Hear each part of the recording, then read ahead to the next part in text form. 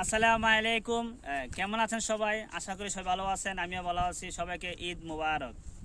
আমরা ঘুরতে ঘুরতে আসলাম বিকালবেলা এই আওয়ারের মধ্যে আসলাম, আসে দেখলাম এই গড়টা কত সালে যে গড়টা উঠেছে, কি কারণে গড়টা উঠেছে বা কি কারণে কি উদ্দেশ্যে উঠেছিল। খোলা আকাশের বাতাস খাওয়ার জন্য, নাই বেড়া নাই কুস্তা, এবং এত বড় গড় উঠেছে কি কারণে উঠেছে, কত সালে উঠেছে, এখন আমরা তথ্য পাইনি।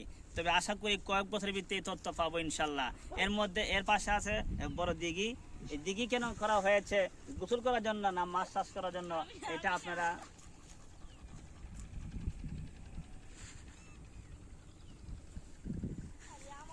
এর পাশে আছে এত বড় দিঘি। এই দিঘি কেন করা হয়েছে? মাছ চাষ করার জন্য না গোসল করার জন্য?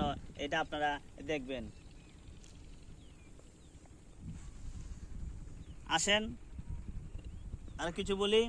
এর পাশে আছে অনেক বড় জমি জমা, খোলা আকাশ, মুক্ত বাতাস, কি পরিবেশ, মন শীতল হয়ে যায়।